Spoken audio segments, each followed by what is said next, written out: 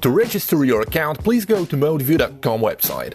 Please provide your login details in the green section and click Register. You'll receive an activation link which will be sent to your email you have provided. Now your MODE360 account has been activated.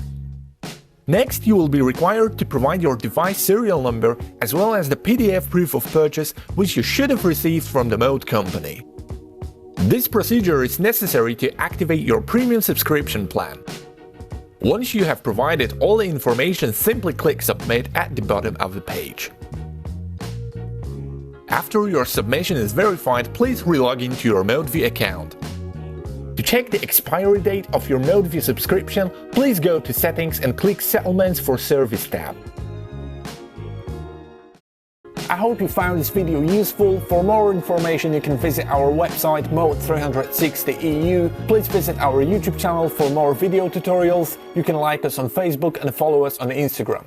Thank you.